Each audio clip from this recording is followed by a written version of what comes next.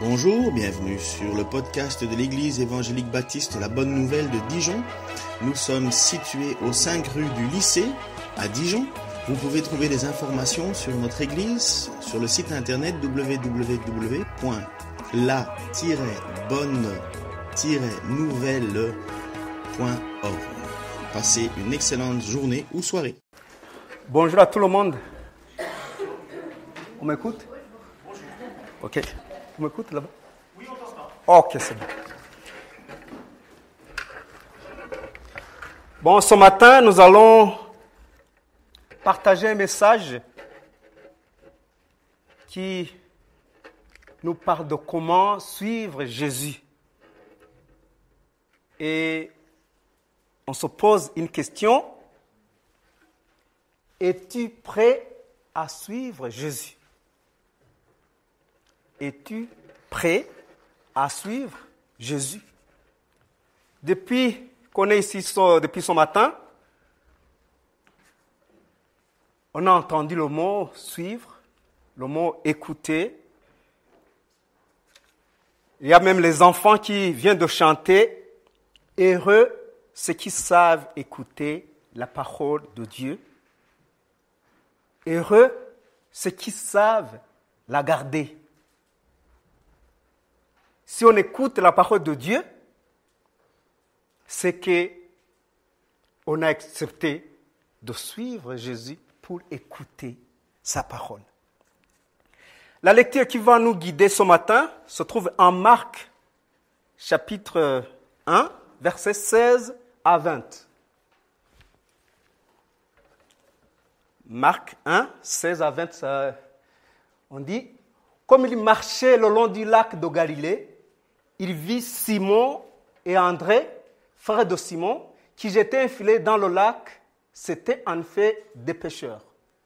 Jésus leur dit, « Suivez-moi, et je ferai de vous des pêcheurs d'hommes. » Aussitôt, ils laissèrent leur filet et le suivirent.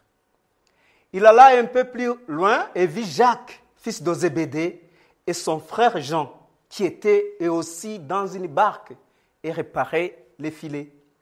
Aussitôt, il les appela, ils laissèrent leur père Zébédée dans la barque avec les ouvriers et le suivirent.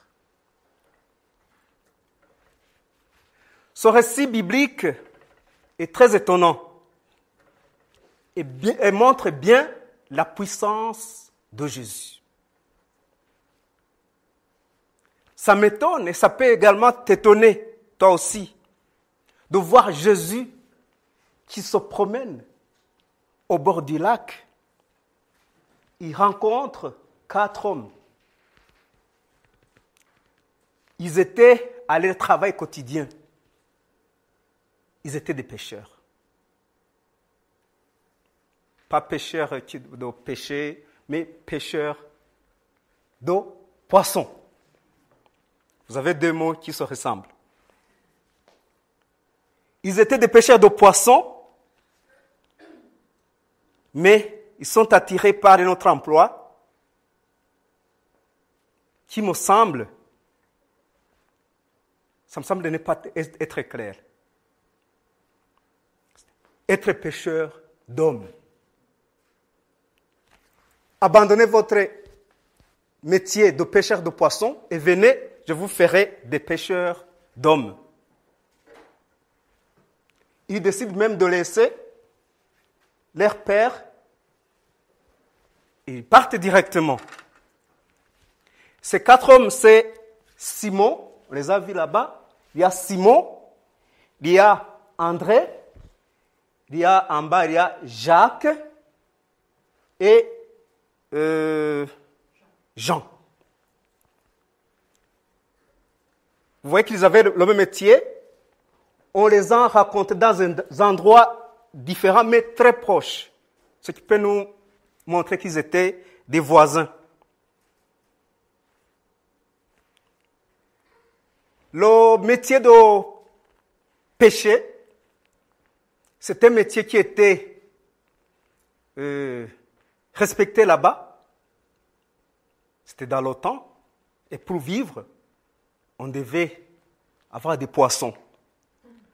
Alors, on peut penser que ces gens étaient des gens d'une classe moyenne, mais qui avaient toutes les possibilités de subvenir aux besoins de leur famille.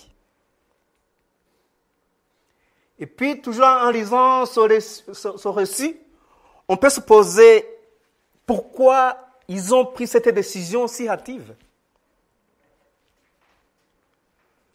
Il y a plusieurs raisons, mais moi, je vais parler de 2 raisons. Et la première raison est qu'ils ont été poussés par l'autorité de la parole de Jésus. La parole de Jésus est puissante. Il a dit, suivez-moi. À cause de la puissance de cette parole, ils ont accepté directement, ils ont suivi Jésus. Il y a une autre raison, c'est qu'ils connaissaient déjà Jésus. Mais même s'ils le connaissaient, je pense que connaître Jésus ne veut pas dire qu'on devait abandonner son métier, le métier qu'on aimait. Mais ils connaissaient Jésus. On peut voir cela en Jean, chapitre 1, verset 35 à 42. On voit qu'ils le connaissaient. Selon ce que l'évangile selon Jean nous dit. Le lendemain, Jean était de nouveau là avec 2 de ses disciples. Il vit Jésus qui passait et il dit, « Voici l'agneau de Dieu ». Les 2 disciples entendirent les paroles de Jean et se mirent à suivre Jésus. Celui-ci se retourna, vit qu'il le suivait et leur demanda, « Que désirez-vous » ? « Rabbi », c'est-à-dire « Maître », lui dirent-ils, « Où habites-tu » ? « Venez », leur répondit-il, « et vous le verrez. » Ils l'accompagnèrent donc et virent où il habitait. Il était environ 4 heures de l'après-midi. Ils passèrent le reste de la journée avec lui. André, le frère de Simon-Pierre, était l'un de ces 2 hommes qui, sur la déclaration de Jean, s'était mis à suivre Jésus. Il alla tout d'abord voir son frère Simon et lui dit, « Nous avons trouvé le Messie », ce qui veut dire le Christ. Il le conduisit auprès de Jésus. Jésus le regarda attentivement et lui dit, « Tu es Simon, fils de Jonas. Eh bien, on t'appellera Céphas, ce qui veut dire Pierre. » Ils ont suivi Jésus parce que il avait Jean. Ils étaient avec Jean. Et Jean a vu Jésus. Il a dit, hey, voici l'agneau de Dieu. C'est que pour moi, ils ont suivi par curiosité, par les paroles qu'ils venaient d'entendre. C'est différent du moment où il a dit, venez, suivez-moi. Mais là, ces gens qui venaient de parler, voici l'agneau de Dieu. Ils venaient de voir passer, voici l'agneau de Dieu. Alors, ils sont allés voir l'agneau de Dieu. Et en bas, nous voyons que ils ont vu le Messie. Ils savaient, ils ont su parce qu'ils disaient, il faut voir. On attendait le Messie qui avait été annoncé même dans l'Ancien Testament. On disait qu'il y aura le Messie. Le Messie, c'est le Christ. Le Messie, c'est loin de Dieu. C'est le libérateur. Alors, ils ont suivi ce Messie, ce libérateur, qu'on a traduit par Christ ou Christos en grec.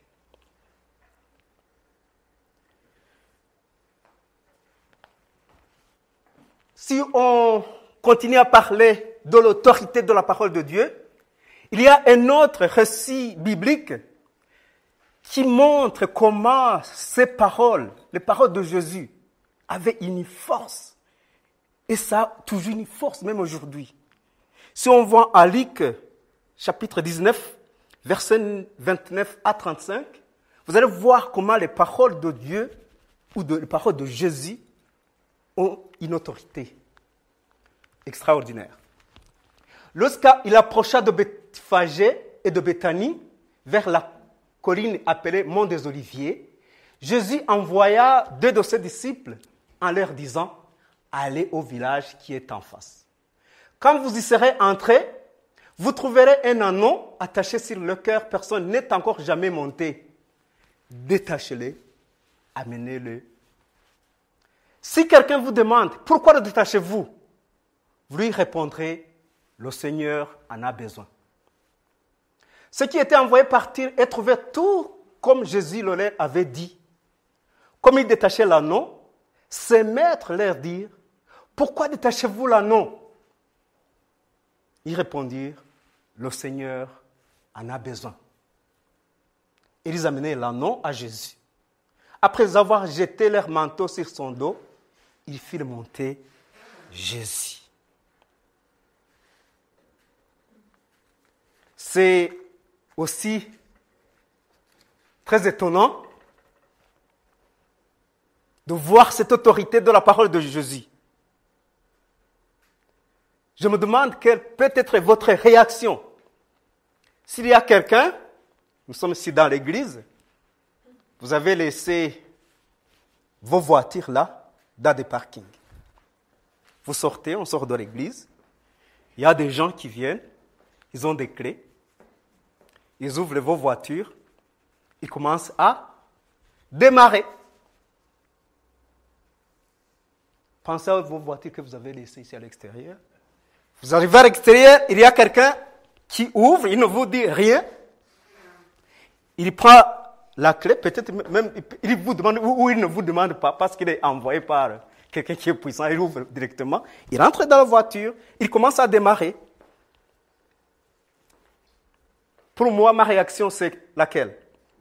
C'est appeler le numéro. C'est le numéro. Quel numéro ici? Il appelle la police, directement. Moi, je peux appeler directement la police. Mais, qu'est-ce qu'on dit ici? Comme il détachait l'anneau, ses maîtres allaient dire, pourquoi détachez-vous l'anneau? Il répondit, le Seigneur en a besoin. Et ils amenèrent l'anneau à Jésus, sans rien dire. Les maîtres regardaient comme ça. Alors nous aussi, si on prend nos voitures, on peut regarder comme ça. Je pense que ce n'est pas possible. Mais comme c'était l'autorité de la parole de Jésus, ils ont accepté. Ils ont répondu, les maîtres ont répondu à la volonté de Jésus. Comme c'est Jésus qui veut que mon anneau soit pris par ces gens pour l'amener à Jésus, j'accepte la volonté de Jésus. Ils ont accepté parce que c'était répondre à la paix, c'était répondre à la volonté du Seigneur.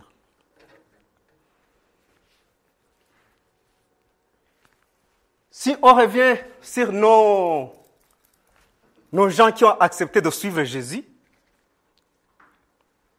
nous l'avons dit, ils étaient tous des pêcheurs de poissons.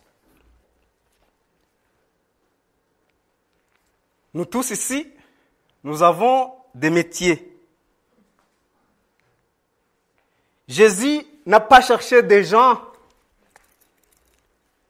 S'il est venu, il n'a pas cherché parmi les médecins, il n'a pas cherché parmi les scribes et les pharisiens qui étaient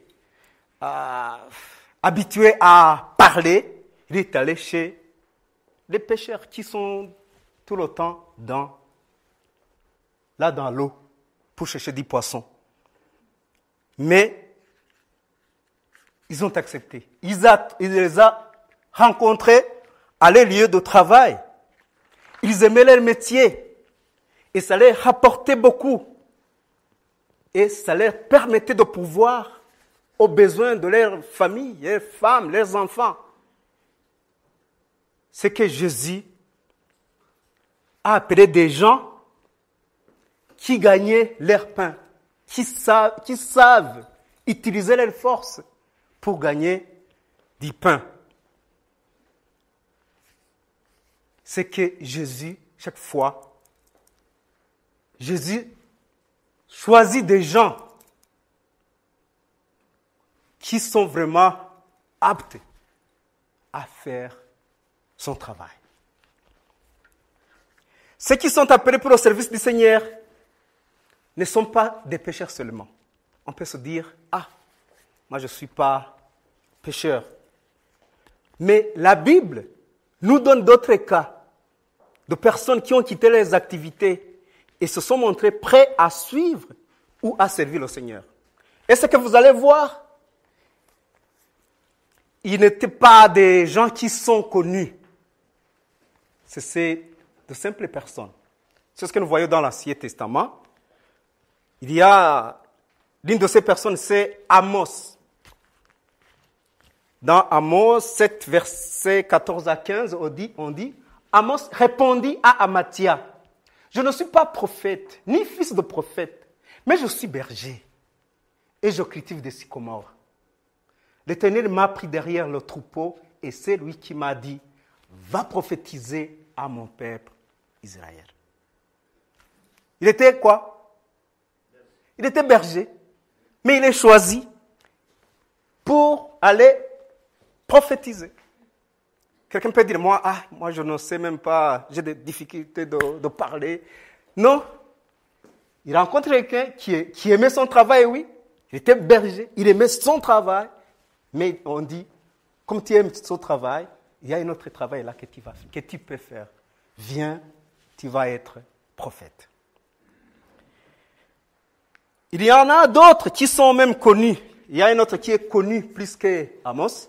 On peut voir aussi Moïse, quand il a été appelé pour le service.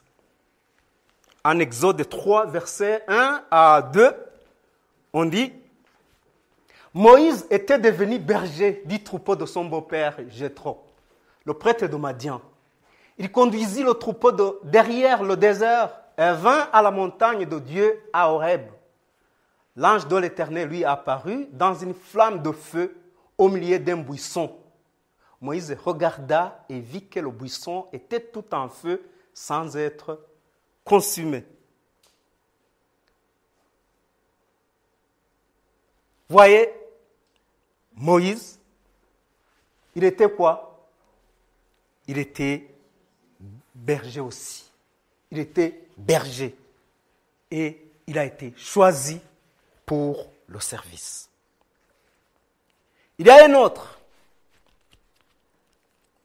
Il y en a beaucoup. Ici, on va parler de deux autres. C'est Gédéon. Gédéon, dans le livre de Juges 6, versets 11 à 12, on dit, « Puis l'ange de l'Éternel vint et il s'assit sur le terbinthe d'Ophra, qui appartenait à Joas, membre de la famille d'Abiézer. Son fils Gédéon battait du blé au pressoir pour le mettre à l'abri des Madianites. L'ange de l'Éternel lui apparut et lui dit, « L'Éternel est avec toi, vaillant héros. » Qu'est-ce qu'il faisait? Il battait du blé au pressoir. Mais on l'appelle comment?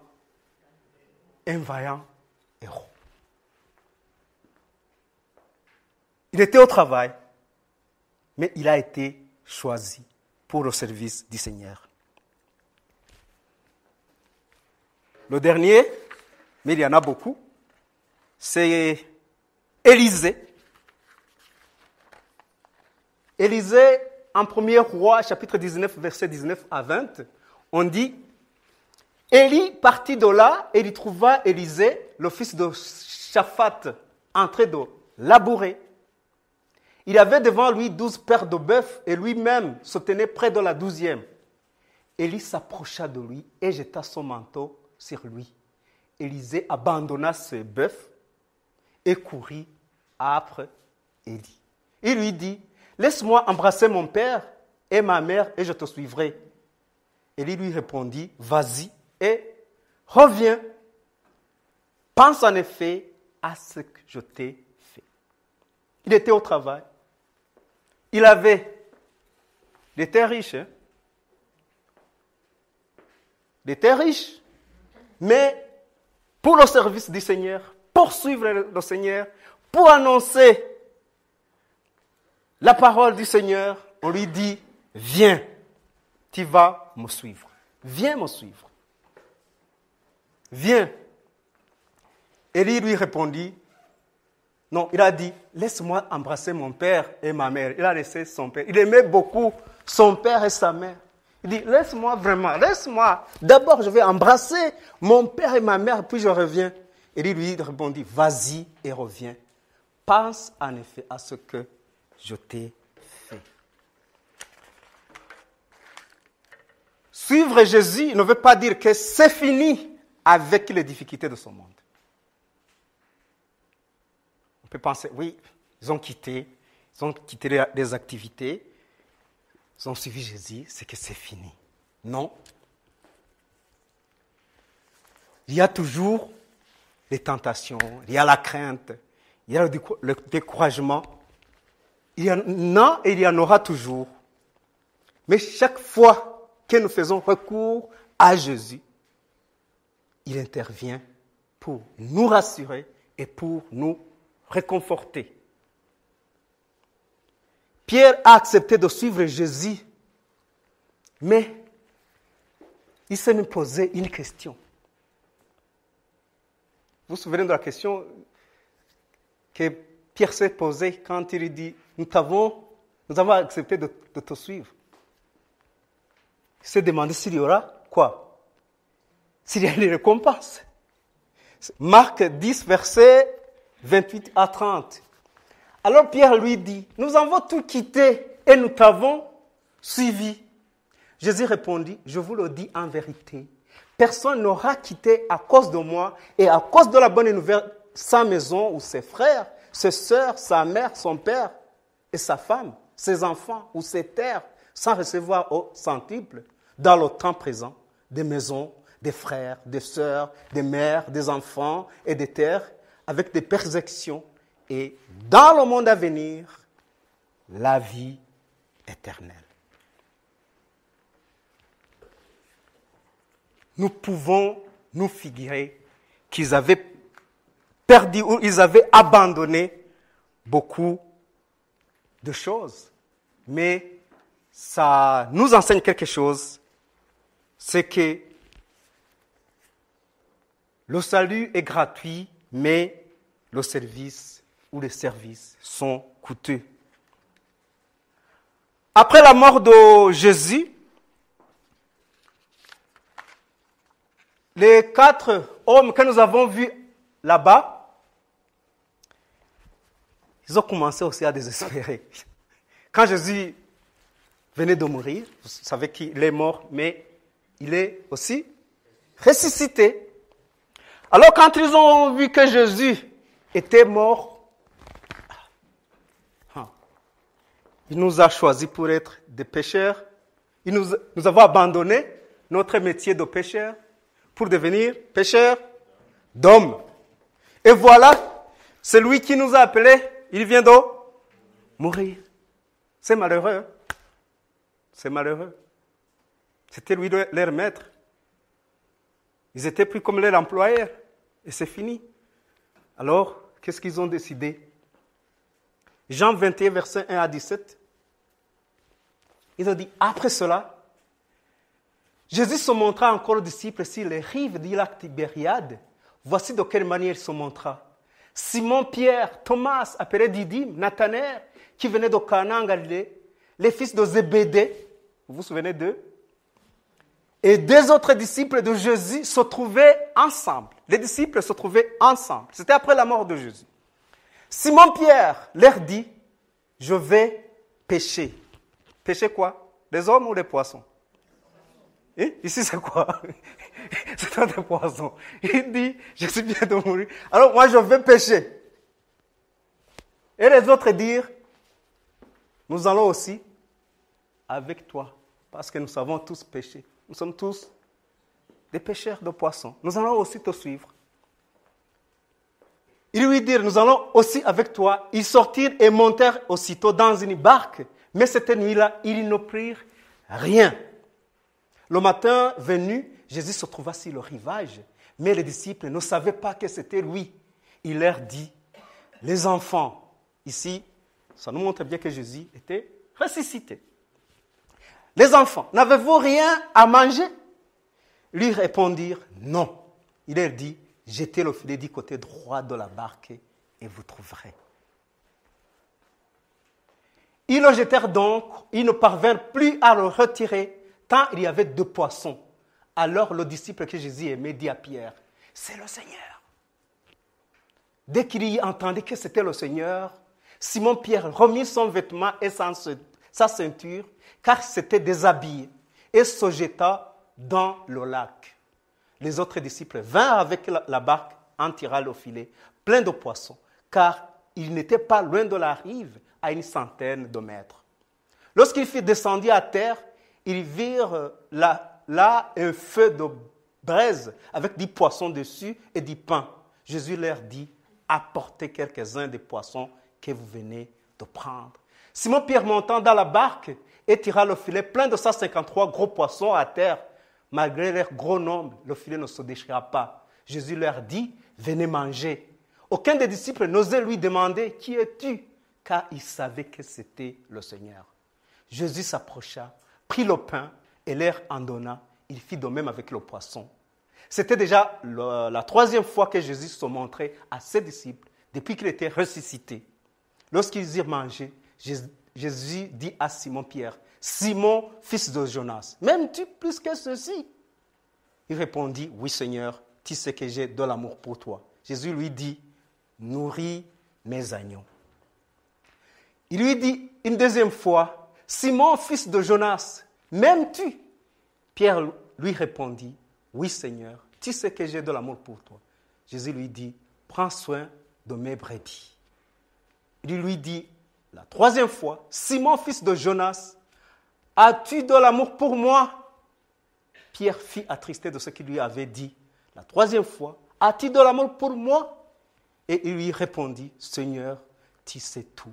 Tu sais que j'ai de l'amour pour toi. » Jésus lui dit, « Nourris mes brebis. » Les brebis dont Jésus parle ici, c'est comme il avait dit même avant, « Tu seras le pêcheur d'hommes. » Alors il a rencontré, encore une fois, il était allé encore pour être pêcheur de poissons. Mais il a dit, « Si tu m'aimes, je t'ai choisi pour me suivre, puis faire ce que je t'ai demandé, être pêcheur d'hommes. » La peur de Jésus veut que nous changions. Il faut changer. Il fait que nous changions de métier, changer de mentalité, changer beaucoup de choses. Ce n'est pas facile, mais ces disciples ont fait ce que le Seigneur voulait qu'ils fassent pour son service. Le Seigneur appelle, même aujourd'hui, il nous appelle. Là où tu es, que tu sois médecin, que tu sois pêcheur, que tu sois berger, que tu sois enseignant, que tu sois informaticien, que tu sois pharmacien, que tu sois économiste, même aujourd'hui, le Seigneur t'appelle. Il continue de demander de le suivre. Es-tu prêt à le suivre? Il le dit en Marc 8, versets 34 à 38. Et je pense que c'est le dernier verset que nous allons lire. En Marc 8, versets 34 à 38, il dit, « Puis il appela la foule avec ses disciples et il leur dit, « Si quelqu'un veut être mon disciple, qu'il renonce à lui-même, qu'il se charge de sa croix et qu'il me suive. En effet, celui qui voudra sauver sa vie la perdra. Mais celui qui la perdra à cause de moi et de la bonne nouvelle la sauvera. Et que servira-t-il à un homme de gagner le monde entier s'il perd son âme? Que donnera un homme en échange de son âme? En fait, celui qui aura honte de moi et de mes paroles au milieu de cette génération adultère et pécheresse, le Fils de l'homme aura aussi honte de lui quand il viendra dans la gloire de son Père avec les saints anges. Suivre Jésus ne veut pas dire qu'il faut nécessairement être prédicateur. Je pense qu'ici, ce n'est pas qu'un seul qui a suivi le Seigneur.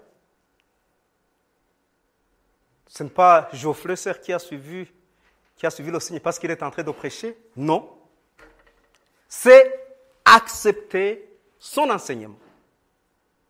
Suivre Jésus, c'est accepter son enseignement. C'est faire sa volonté. C'est obéir à ses commandements. C'est accepter d'être transformé par lui. C'est s'éloigner du péché de son monde et de ses attraits trompeurs.